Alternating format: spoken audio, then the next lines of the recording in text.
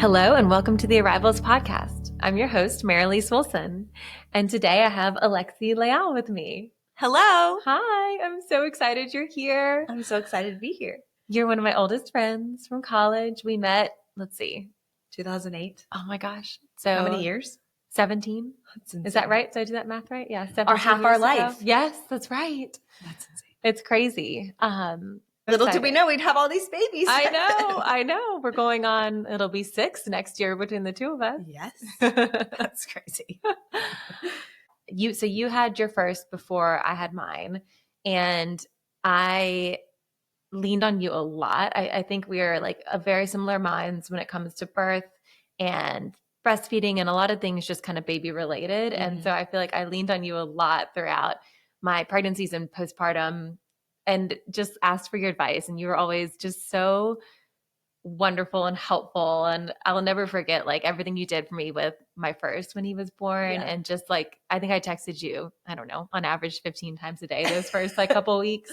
I'll never forget when you came when you were pregnant and Yeah. sat on my couch and you were asking me so many questions. And I'm like, right. I don't know that I can give you all this advice, Yeah. but I'm going to try. And then you had your beautiful birth experience after that. Yes. But I'm excited to talk about your birth experiences today. Yes. So where do you want to start?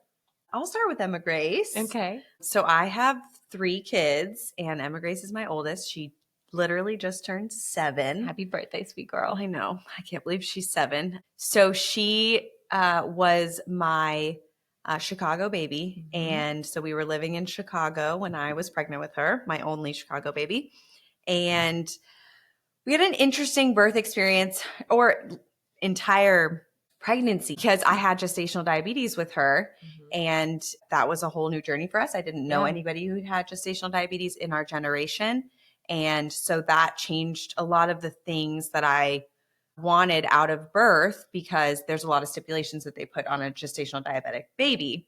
What are some of those stipulations? So when you have a baby who has gestational diabetes, they require a growth ultrasound at 36 weeks. And if the baby is measuring too large, they require a C-section. Mm-hmm.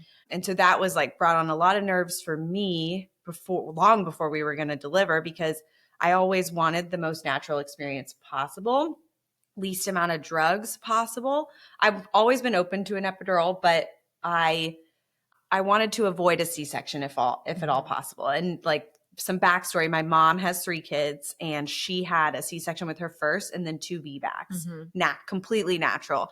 And I think just just being her daughter and like knowing that she did that, it's like so empowering to like want to, live on that legacy and like show her that I can do it too. Mm-hmm. You guys are very close. We are very close. Yeah. And she always, gave me pointers on like how hard C-section recovery is and how it's so much better for your body if you can, not have to have a C-section. Mm-hmm. So that was one thing going into that growth ultrasound at 36 weeks. I was just praying that she was not too large. And they actually measured her at 88th percentile. And if she was 90th, they were going to require a C-section. So the other thing is that they do not let you go past 41 weeks. Right. So my sister delivered at 41 weeks, 5 days. Mm-hmm. So that was not in the cards for me. Mm-hmm. So, and I wanted, I feel like the best way to not have a C-section is to not be induced and to go into labor naturally.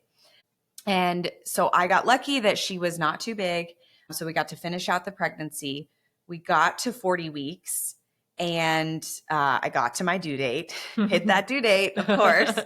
And there was no baby. Yep. And I went in that day and I remember it was my favorite midwife that I had, Meredith. And she was like, okay, we can strip your membranes today, which is like a great way to naturally start labor. Mm-hmm. I'm like a huge advocate for it now. Everyone I talk to, I'm like, if you don't want to be induced, strip your membranes and then strip them again. Yes. So I got my membrane stripped that day and it was the most painful. Then it was the most painful experience of my life. And little did you know what was to come. Yes. Little did I know. And that was a Wednesday. I'll never forget. And I was hoping, like baby will be here in the next couple days. Mm-hmm. I was still working, but I was working from home. My mom had arrived. My dad was coming that weekend. So Wednesday, then Thursday, then Friday, Saturday. I remember we went on like a long walk. I was doing like the curbside walks and everything. Still nothing. I also had a doula with my first. It was the only one I had a doula with. And she was amazing. She gave me so many great pointers in the beginning of just like knowing the signs of labor. And I was able to text her. And she told me, she's like, because they strip your membranes, this baby is going to come in within the next week. Like, don't worry about the 41-week rule. Yeah. So Saturday, she told me do lots and lots of walking, lots of curb walks, which we did, and still nothing. And I remember we woke up Sunday morning and I had the bloody show. Yeah. I don't know if can I say that? Yeah, of course. Okay. And Say so anything. everything was in my panties, and I sent the picture to the doula, and she was like, okay, it's showtime. Yeah. And she's like, it's going to, we don't know how quickly it's going to progress. So just go about your day. So in the terms of natural, like, I'm like, I will call the doctor last. Yeah. Because I'm like, I don't want to come in. And so that day we went to church. Like, I'd had the bloody show because I didn't have any contractions or anything. Yeah. Then after church, we went on a walk, and that was when the contractions started. I think they started at like 1 p.m. But they were far apart. We weren't timing them. And I thought that they were painful at the time, and now I know that they were like nothing. Yeah. And so leading up to that point in time, what else had you done to kind of like prepare or plan to have a natural birth? You said you hired a doula. Yeah. How did you decide to do that? What else did you kind of do to prepare? So I don't know how I like made the decision to get a doula. I think I read a lot online that a doula, especially with, your husband is your biggest support system in labor, but he had never been through this, just like me. And I had no idea what I was going to be like. I had no idea my pain tolerance. And so we wanted to kind of take some of that guesswork out and have somebody who has been through this and has helped people. And when we met with, her name was Leah, we met with her, and we just clicked, and she had been through like over 100 births. Yeah. It was insane. And she had 3 kids of her own. So I think meeting her made us feel a lot better. I know it made my husband feel a lot better. And it wasn't actually that expensive. Like, we thought it would be a lot more expensive. My mom was a big supporter of that. And then I read Ina May's Guide to Childbirth. Midwifery. Okay. Yeah. Which the first half freaked me out a little bit because it's like all birth stories and they're very natural. Yes. In like the olden days. I loved that part of the book. Of course you did. But the second half, I felt like it really helped. It's very practical. Yes. And it made me think like, okay, I do want to try for this, but I've always been open to an epidural. Like with all 3, I was open to an epidural. So I was on that brink. Those were kind of the things I did.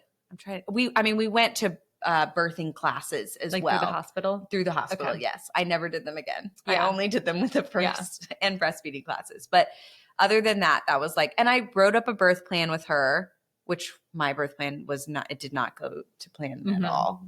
I don't think they ever do. I like to call them birth preferences. That's a good way. I like that. So those were kind of the things that I did leading up. Okay. So 1 p.m. I was at home from like 1 to 8 p.m. So 7 hours at home. Felt very long. And like, you don't know if you've progressed, you don't know how many centimeters you are because you're at home. And so it got to a point where I couldn't talk through my contractions. They were pretty close together. I can't remember the timing. At your last appointment, were you dilated at all? Oh, I was 1 centimeter. Right. And she told me when she stripped my membranes, she got me to like 3, but you don't know if that's I've never heard that. They say they can like, okay. I don't know. It's your first. You had like I love yours because it was so much faster. It was fast for a first birth. For a first birth, like most first births are just really long and dragged out. So I was very much prepared to not be that far along, which is why I stayed home as long as possible. But we had an hour drive because we were living in the suburbs of Chicago. Yeah. And so we had to get into the city. But it was Sunday, thank goodness. There was still tons of traffic. I was screaming at my husband in the car, and my mom was in the front seat, and I'm like, I need to get there right now. Like I thought I was in so much pain. Yeah. And how far apart were they at this point? Like less than 5 minutes, I think, but they were like only a minute long. Yeah. We get to triage, and I was 4 centimeters. Okay. And your water has not broken. My water has not broken. And I'm like, okay, 4 I think I was like, I should be farther along. It's been 7 hours, I know. because you always, but it's the way your body is. Yeah. What was brutal was from then on, we checked in at like 8:30, I think, and I continued to labor until 2 a.m. and I only got to 5. And it was just like defeating. I was so tired. The doula was there with, she meets you at the hospital. She was doing everything to like take some of the pressure off. My back was killing me and I was just exhausted. I remember at one point I looked over, it was 1 a.m. My dad is laying on the couch in the labor and delivery room, like trying to take a nap. And I was so mad. I would have murdered. And the doula was like, you get up and go get everybody coffee. Like she knew. Because I'm like, this is ridiculous that you get to sleep and I'm in the worst pain of my life. Yes. And so when they checked me and I was only 5 centimeters, like you're not even in active labor. No. Like you've just haven't started. gone through transition. Yeah, nothing. I was done. Yeah. I mean, it was a full 12 hours on my own. And so I said, I'm the midwife who I loved. It was the same one who stripped my membranes. Okay. She was the on-call one that night. And I looked at her and I said, you're looking at everybody for like the right answer. And I looked at my doula. My doula wouldn't make the decision. Yeah. Like she wouldn't my mom wouldn't say anything.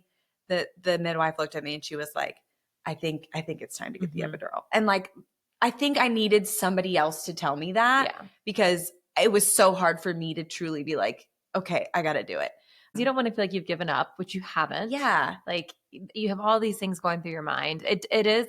It's so helpful. Like I think it's a fine line between someone giving you permission and someone like telling you, you know? Yeah. And it sounds like she did you trusted her. You had a relationship with her. So. And so she did a good job. She definitely was not like, do it now. Right. It was more like, I think you should consider this at this point. Like, we still have a long journey ahead. Yeah, you have to think about having the energy to get the baby out. Yeah. So I got the epidural at about 3 a.m. And then that was when I got to rest. Yeah. Oh my gosh, I had the worst shakes of my life. Really? I'll never forget those shakes. And I was freezing cold. So like I'm napping, trying to nap, and I am like full on shaking. Wow. Aldo said it was so scary to see. I've heard about having shakes after kind of the epidural wears off, but I haven't heard about it. Oh, it was full on. Wow. In it. Yeah. And could you feel anything like what was epidural like? It was more of like a walking epidural. Okay. Now you can't walk, right? What they call a walking epidural, where you can kind of like feel your legs. Yeah. And so what was funny about this, so I rested the rest of the night. This is how it delays everything. And in the morning, my doula was still amazing. Like she stays with you even after you get the epidural.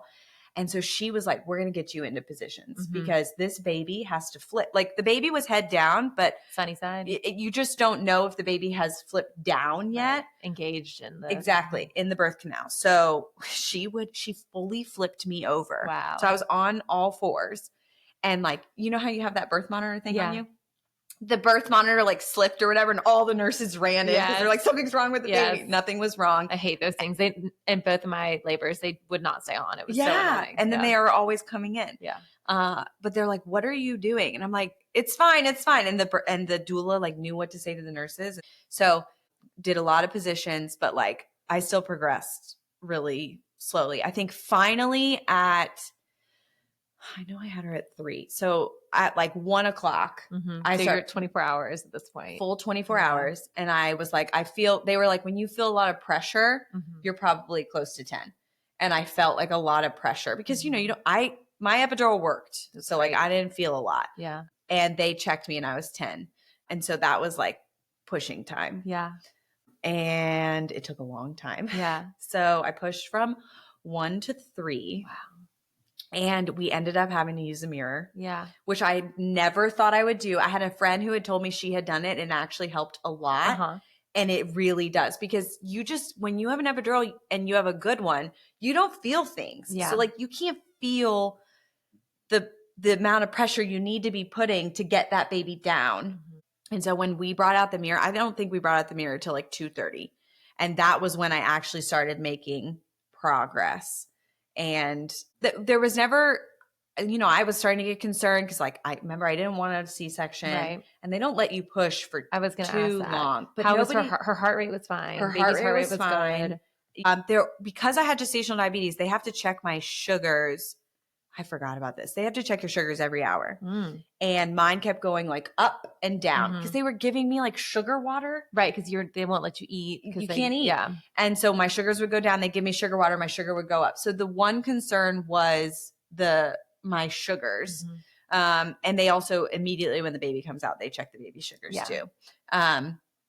But they never, like, I personally, I think inside my head was thinking, okay, if I'm pushing for too long, they're going to suggest a C-section. So I need to get this baby out. But they never said anything, which was good. Was there ever talk about like laboring down once you were at 10 centimeters, like waiting a little bit to make sure? I think they just took a minute to like get everything set up. Yeah. Because I wasn't in pain. So I feel like there was a time between reaching 10 and actually getting started. Yeah. Because that can be helpful sometimes. Like, I think in hindsight with my first birth, like I was at 10 centimeters, but like I wasn't necessarily ready to push. Like it does, just because you've hit 10 centimeters doesn't necessarily mean the baby's head is like engaged at the right station. Yeah. Mine's the polar opposite. Really? I like never even got to 10 with the other two. That's true. Yeah. Oh my gosh. Okay. I was like, I'm done. Yeah. With this. We'll get there. Yes. But I hear what you mean. Like it is different for every single one. So she came out at 3:05. 2 hours of pushing. 2 hours of pushing. More than 24 hours of labor. That was the most exhausting labor of my life. Yeah. I think that is the reason why after that I was like, I want natural. But obviously she was beautiful. She was big. She was 8 pounds, but not too big for a gestational diabetic. Sugars were great. My sugars were great. Nobody has diabetes, so that's wonderful. Amazing. And did you have any tears or anything? I did have a 2nd-degree tear with her, so they did, but I didn't. That was one stitch. I didn't feel anything for that. And recovery was difficult. Yeah. Yeah. I do remember just the range of emotions, like going through like my body had. I had like these huge blood clots. Oh, wow. I remember with Emma Grace. After you came home or in the hospital? After I came home. I remember texting Cassidy. Yeah, I do remember having one of those too. Is this too big? And she was like, if you have another one of these, you need to go back. Yeah. So I did lose a lot of blood with her.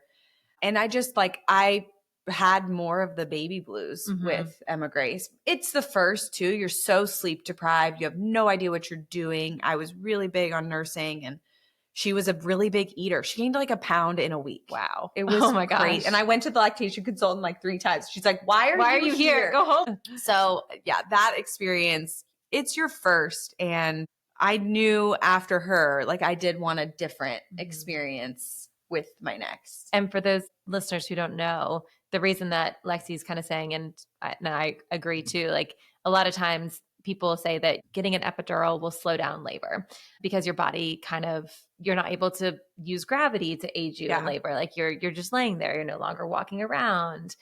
It can, like your body can almost relax like too much. Sometimes it can help. Sometimes your body needs to relax. Yes. But, and I do feel like epidural with your first child is so different than getting an epidural with a subsequent child because your body now knows what to do. Right.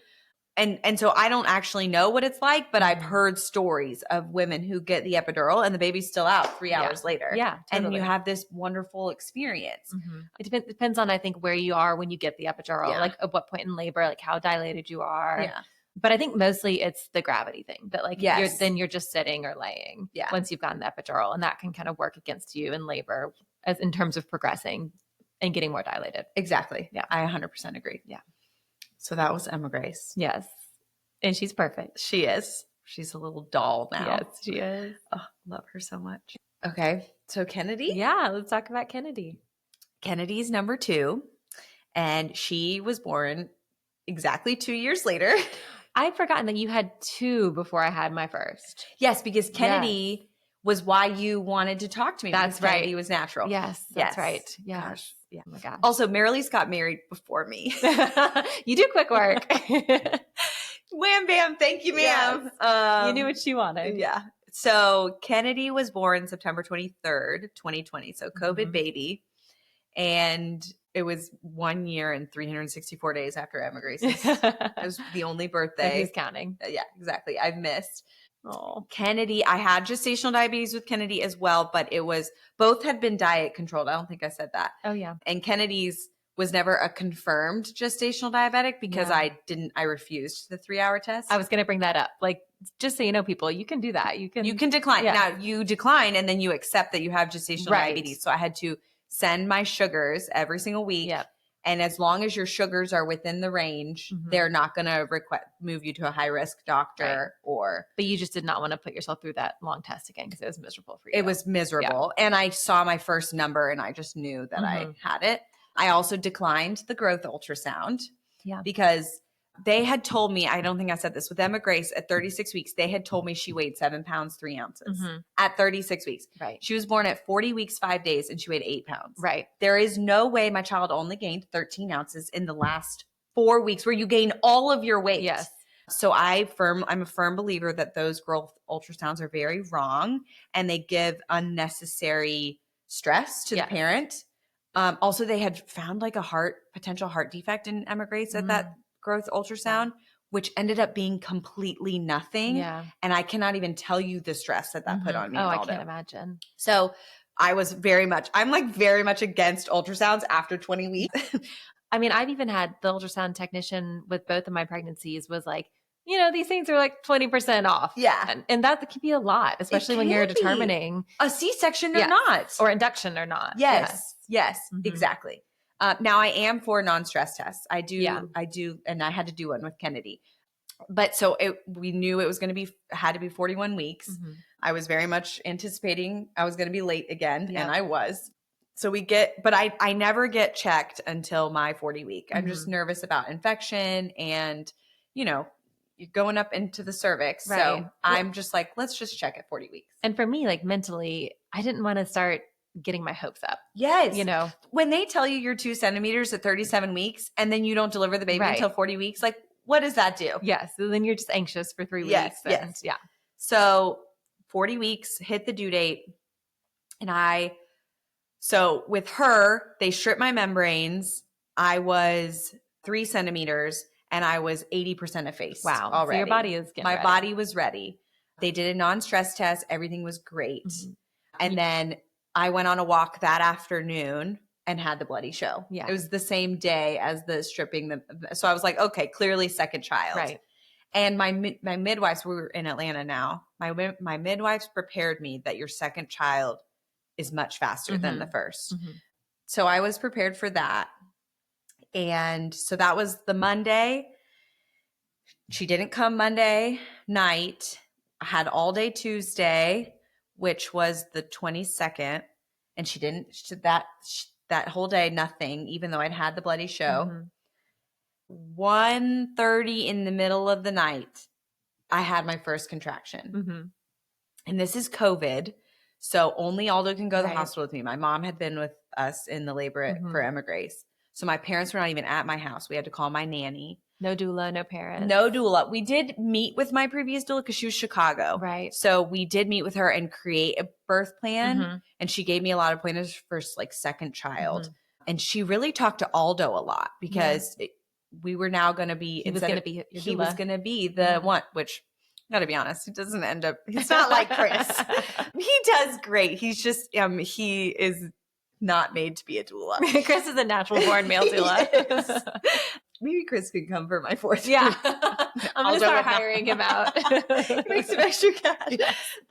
So we had met with her, but we weren't planning to have anybody with us because it was COVID too. You couldn't have another person. And my first contraction hit at 1:30. And I went and took a shower and I had Aldo time them while I was in the shower. And they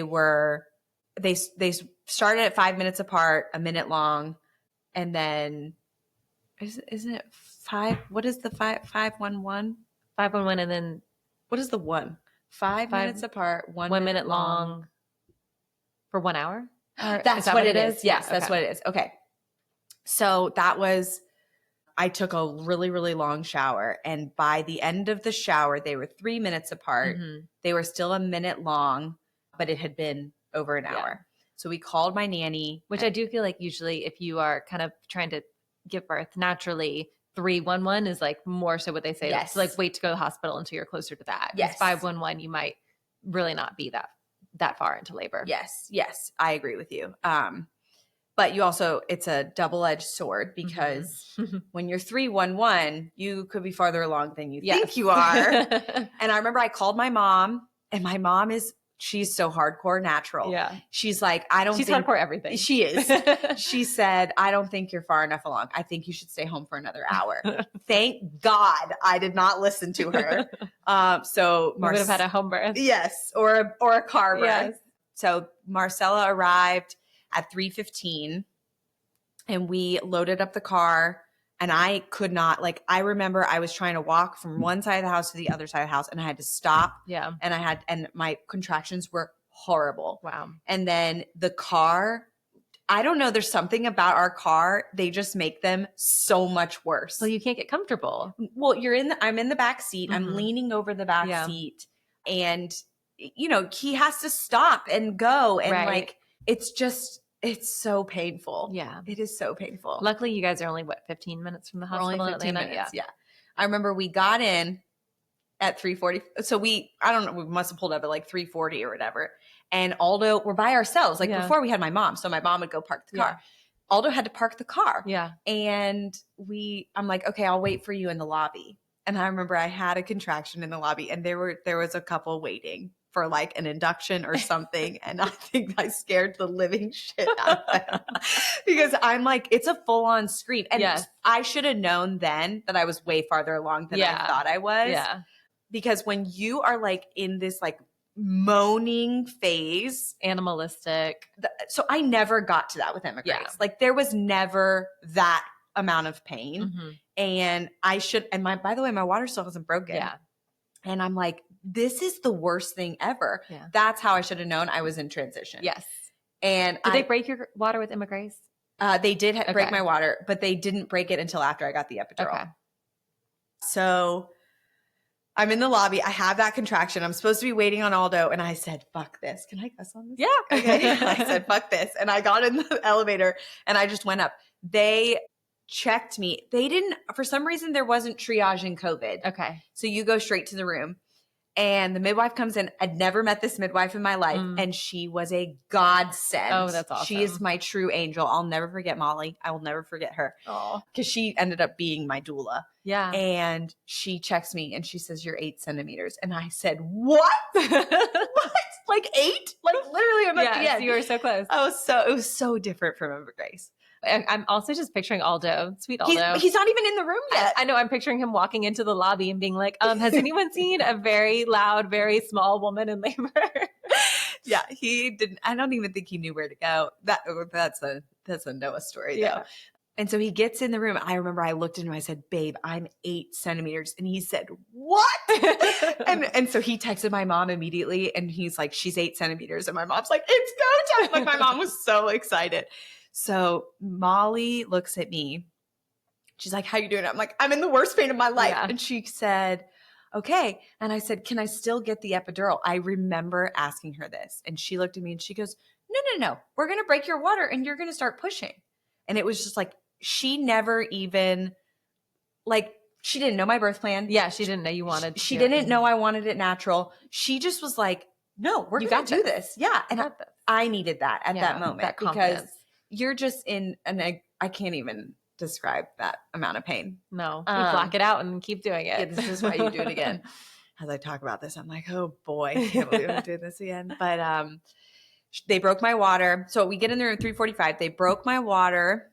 And I remember I had, it was like, she checked me again.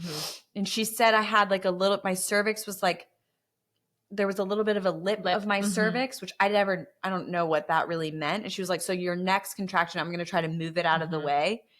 And she was like, when I did the next contraction, I pushed a little and she was like, oh, okay. I think it's time. And I was only 9 centimeters. Yeah. She's like, it's go time, which the other thing about her, I know I was 8 centimeters. She never left the room. Yeah. Like once I got in there, she never left my side. That's awesome. And I needed that. Like I remember at one point I was leaning over the bed and I was like, the contraction was so painful that I was like, like that. And she was like, lower your voice. Like because when her instruction was that if you like do those high pitch voices that actually closes your cervix. Right. Mm-hmm. The low pitch can open your cervix. Yeah, totally. If you think about it, when you make like a high pitched noise like that, your body like tenses. Yes. But if you make a low pitched noise, you can feel like your body relax and open. Exactly. Yeah. So it was stuff like that. And then she was kneading my back. Like, wow. so She sounds amazing. She was amazing. She was like what are they, like carpe diem? What is it? A per diem midwife. Oh, wow. Because she just had kids. Carpe diem. Yeah, I was like, that's not, it can't be right.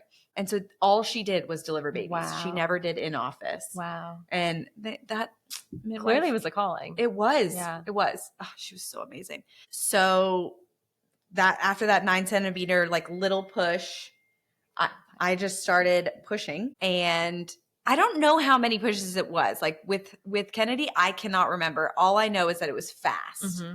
Did you feel the urge? Like, did you feel like your body, like you could not hold back? You cannot hold back. I've always pushed on my side. Mm-hmm. So I'm a big side pusher, and there's always somebody there holding my leg. Thank God, because it's like, you can't just have like a straight leg there. Yeah. And I also remember they never got the IV in me. Oh, wow. The two things were, you're supposed to bring this like big packet of paperwork from your doctor, which how painful it was. I could never get out that the paperwork was in one of the bags. Yeah. So they had to ask me a million questions. Did you get the Tdap vaccine? Right. Did all these things? And I was like, I don't remember. Yes. And then because my contractions were so close together, every time they went to try to put the IV in me, you were like, I was like, no, another one's coming. Yeah. And I had to like get up. Oh God. I never sat down. Wow. Never sat down, always on the ball or on the end of the bed. And then we pushed a couple times. Aldo said he felt like he was in a jungle and I was the beast. I love that.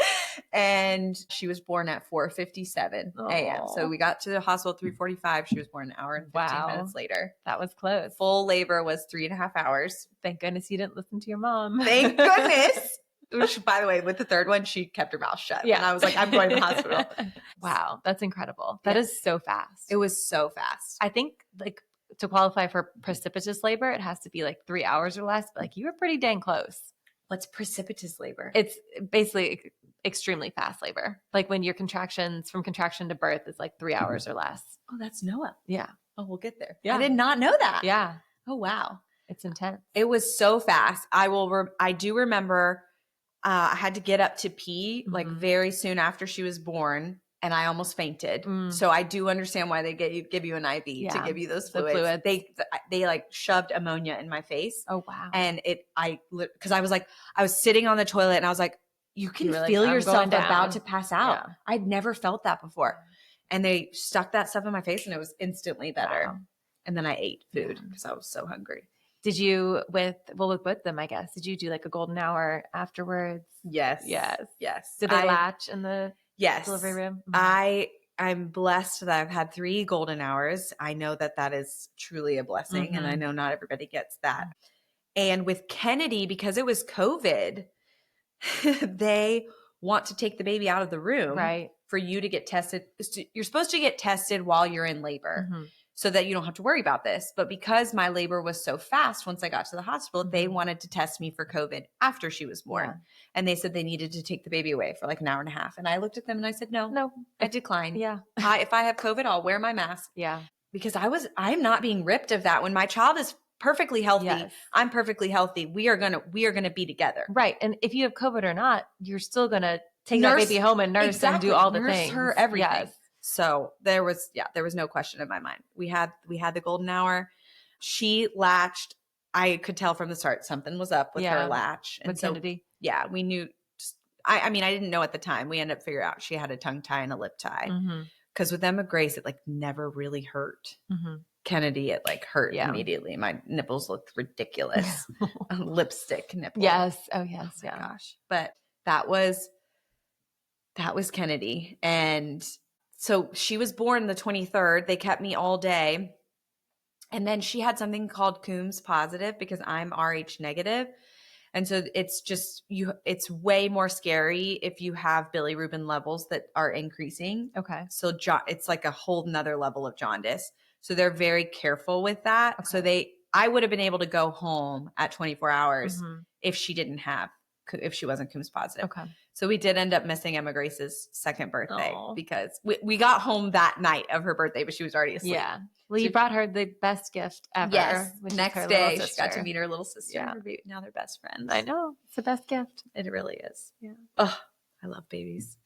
That's good. You have a lot of them. I hope I like teenager. Yes, I know. It's a different story. You can't send them back. No, not by then. Nope.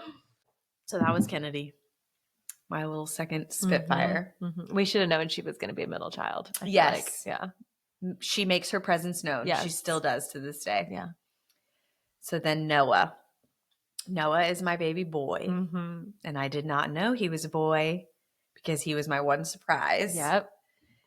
Shout out surprise team. Mm-hmm. Mara's like big team surprise. Yes. It's so fun. It's so fun, but so shocking. And why did you guys decide you wanted to do a surprise with your third? We always wanted 2 girls. Mm-hmm. Because we wanted sisters. I'm one of 3 girls. Aldo, just his whole life, has always wanted 2 girls. It's so interesting. So made to be a girl dad. He is. Yeah. And so we got our 2 girls, and we had a bit of a hard time after the girls were born, and we tried to get pregnant again. And so we had 3 miscarriages after Kennedy, and we had not had any problems getting pregnant with Emma Grace or Kennedy. And so I think just the fact that we got pregnant with Noah was such a miracle to us. Like, I firmly believe everything about babies and everything is a true miracle. Like, if you don't believe in God, just have a baby and you'll believe. Especially after you've been through, like, you want one more and you can't. Mm-hmm. So finding out we were pregnant with Noah, we didn't care. Mm-hmm. We literally did not care. Like, I just wanted a healthy baby. Yeah. And we wanted a healthy baby to complete our family, we thought. And so we were good with our 2 girls. We're like, if this is a boy or a girl, it doesn't matter. And that was why we decided to do the surprise. Yeah.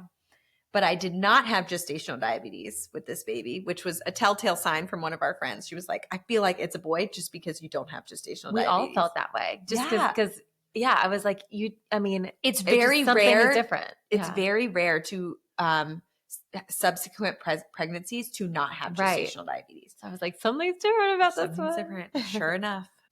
But Mr. Noah's birth is so different than his sisters in a lot of ways. I thought, I've had 2 babies.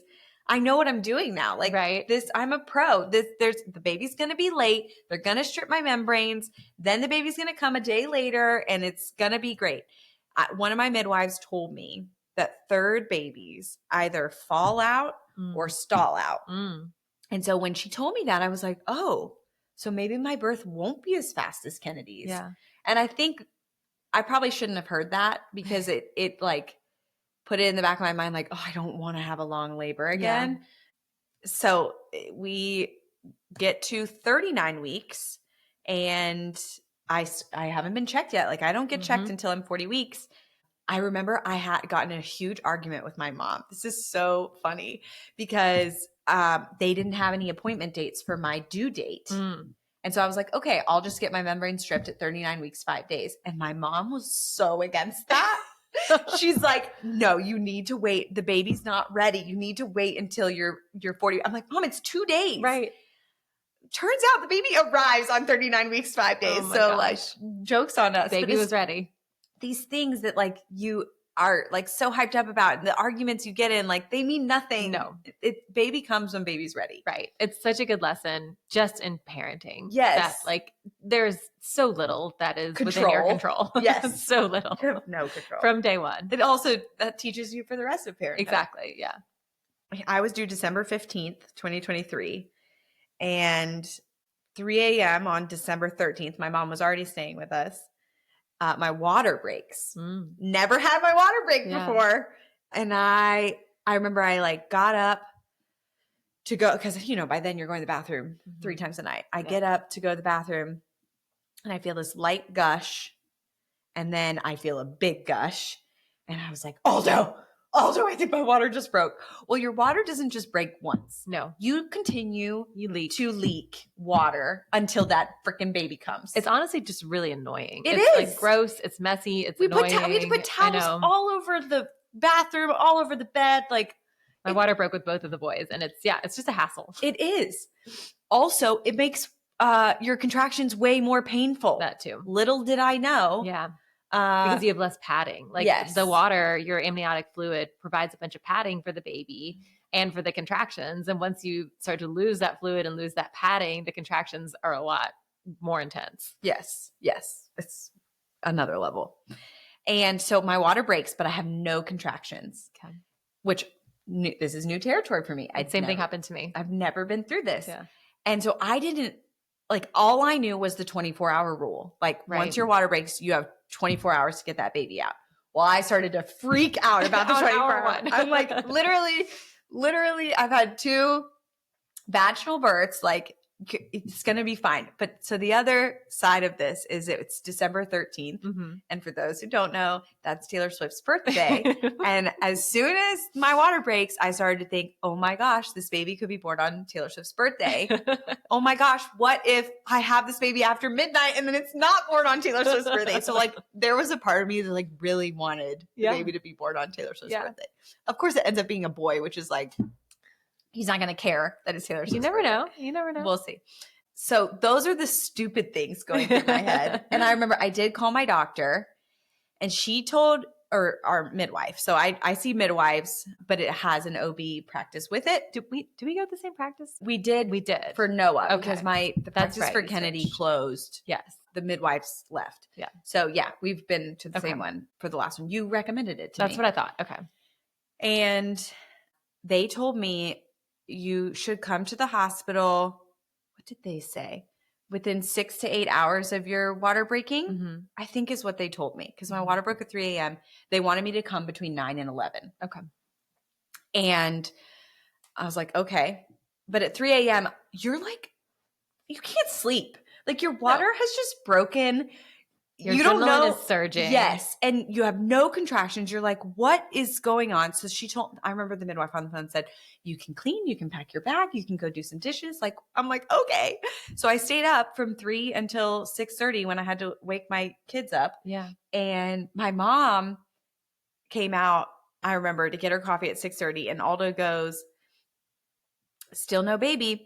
And my mom goes, yeah, Aldo, there's not going to be a baby till after the due date, just like the other 2. And I go, well, my water broke this morning. She goes, what? I'm like, yep, this was supposed to be the day that I was going to strip my membranes. Yeah. And so we got the kids ready for school. My nanny came over. She got all the kids out. Still no contractions. Yeah. And that is when I had my breakdown. Yeah. It was 9 a.m. that everyone had left, but Aldo and my mom were still there. And I called him into the bathroom. And I had done a 1-hour power pumping session, 15 minutes on, 15 minutes off to try, because the midwife had said that pumping can help. Nipple stimulation can help induce contractions. Yes. And there was nothing, not even any sign of a contraction. And I was bawling my eyes out. Like, Aldo, I don't want to. It's 9 a.m. This is when I'm supposed to be going to the hospital. And I'm like, I don't want to go to the hospital. I don't want to labor in the hospital. I haven't had to do that except for after many hours of being at home with Emma Grace. And I'm like, it's going to cause me to not progress. Like I had a lot of things in my head. Yeah. And he looked at me and he said, we don't have to go to the hospital. Right. We don't have to go to the hospital. He goes, let's wait till 3 p.m. Yeah. That's 24 hours that's 12 hours from when your water broke. You still have 12 more hours to go for labor. And he goes, things are going to happen before 3 p.m. Yeah. And then my mom walks in. And she looks at me and she goes, you need a nap. Lay down, take a nap, go to sleep. And you're going to feel like a new woman in an hour. Yeah. My mother needed to be there. Yeah. I firmly believe that because I had been up since 3 o'clock in the morning. I'd been running on adrenaline. You were momming. I was momming. I was so tired, worried about the what ifs. Right. And Aldo was never going to tell me to take a nap because he knows not to push. But my mother pushes me when I don't want to be pushed. And she was right. Yeah. She was 100. And I I love my mom to death and we agree on many things. We disagree on other things. But there are times in my life that I'm like, thank God I had my mom. Yeah. And this is one of them. This really is one. And I have later in the story, I have another mom moment. I go to sleep at 9:30. I woke up at 10:30 with my first contraction. Yeah. And it hit so hard. And then they were 3 minutes apart Wow. immediately. And I took a shower and I was like, oh my gosh, this is intense. Mm-hmm. My water had broken. Yeah. And like, it just took my body relaxing. Anxiety is the enemy of labor. It is. Mm-hmm. And you don't realize it when you're in it. Yeah. But like, I needed to relax. Yeah. And that was like the body's way of being like, Yeah. okay, we can do this. And so had my first contraction at 10:30. It's so similar. It's funny. It's very similar to both of my experiences with my water breaking and then not having contractions for hours and hours afterwards. Yeah. And like, I feel like that's not talked about a lot. Yeah. People talk about all the fact like your water breaks and then you have the baby. Right. No, there can be this long delay. Yeah. Like my water broke at 3 a.m. I didn't get my first contraction until 10:30. Yes. Yep. I was similar. It's set to 8 hours. Mm-hmm. So I took another shower. Like my thing is just to take a shower and have that water on my back. Yeah, it helps. And I'm getting out of the shower at like 11:15, and I looked at Aldo and I'm like, I think we need to go to the hospital. Yeah. Like it hadn't even been a full hour of the 3 minute, 1 minute long. And I was like, but this feels like Kennedy. Yeah. And my mom was like, she looks at me and she goes, are you sure?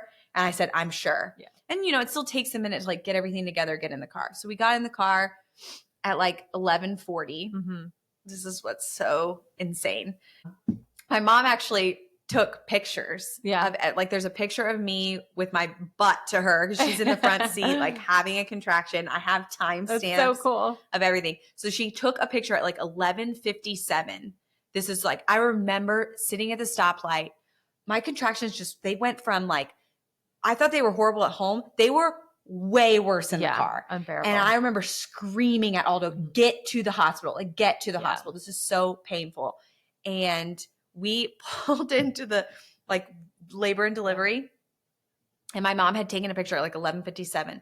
This poor little security guard man comes with a wheelchair. And I'm like, I can't sit down. I like screamed at him. Yeah. And my mom and Aldo left the doors open, left the car, and we all went like, this is I bet it happens way more than you think. I bet it does. But we get into the lobby and I get another contraction and I sounded like a banshee, like, ooh. Yeah. And this nurse comes out of nowhere. They know those sounds. She had a walkie-talkie. Mm-hmm. She's like, I have a woman in active labor. I need a room right now. Yeah. Like it was like a full-on movie. Yeah. And she brings in a wheelchair and I'm like, I can't sit down. Yeah. She's like, you're sitting down. I'm getting you to a room. That woman I could wheeled not me sit down. Merelise, she ran through the hospital. Like I was in the room within a minute. Yeah. Okay. But yeah, I remember I couldn't sit down either. Like I was in so much pain. Because the baby is like making its way down your birth canal. And so like you'd be sitting on its head. Like that is not comfortable. Oh gosh. And so Aldo has to stay back to check me in because we're like in the hospital now. Yeah.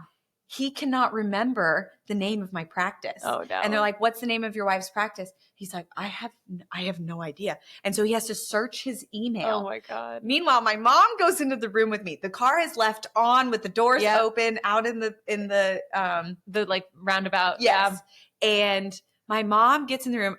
It was December, so it was cold, and I had worn these stupid fake Uggs. I love this story. They have these like buckles. They're from Costco. Yeah. They have these buckles on the side. And, they want you to get into the gown and everything. And my mom, I couldn't get my shoes off. And I was like, Mom, help me with my shoes. My mom is like unbuckling the Ugg. You don't have to unbuckle them. You can just pull them off. Yes. She only ever got one on. So I delivered with one Ugg on. Well, also, like, you like to get butt naked when you deliver. I could not put the gown on. Yeah. With Emma Grace, I wore the gown. But with Kennedy and Noah, I'm butt ass naked. Yeah. Like, my mom has all the pictures, and they're for nobody to see because there's literally everything. So they check me, and they're like, she's 7 centimeters. And I'm like, oh, I'm only 7? And my mom's like, I'm running to get Aldo. And she like leaves because my mom knows like 7 centimeters without your water broken. Like that could be 10 minutes. Right. And so she runs to the hallway. I'm left alone. Wait, did you get the other Ugg off? I think she did. I don't think I delivered with just one Ugg on. I think maybe one of the nurses helped. Okay. But yes, my mom could not get it off. It was not my mom. And then the lady who wants to do my IV, it was like, I felt like it was Kennedy 2.0. I screamed at her at one point. I'm like, get it in now. Because it's like your contractions are coming so fast. Yeah. Like I can't sit here and wait for you to get a needle in me. No. And she did get that one in, thank goodness. And so we had a midwife who I'd never met before. I remember her coming in. And by the way, I arrived at noon. And she said, were you hoping to have an unmedicated birth? And I was like, I mean, I want to try if I can, but like, if I can't do it, I'm fine with an epidural. And that was basically all she said to me. Like, she left the room again, and I continued to labor, and Aldo got in, my mom got in, and I thought my pain with Kennedy was bad. This was like another level. Yeah. I remember looking at Aldo and being like, I never want to do this again. Please, when is this going to stop? And I finally was like, where's the midwife? Where's the midwife? Yeah. It was 12:30. And I said, where's the midwife? She came in, and I looked at her and I said, how much longer? I can't do this much longer. Yeah. And I had not been in labor that long, but it was so painful. And they were so fast. Like, I never got a break. Yes. Oh. And that is when you're just like done. And she looks at me, she goes, the baby will be here in the next 30 minutes. Okay. And I looked at her and I said, fuck that. I said, fuck that. I think I screamed the word fuck like 100 times in this labor.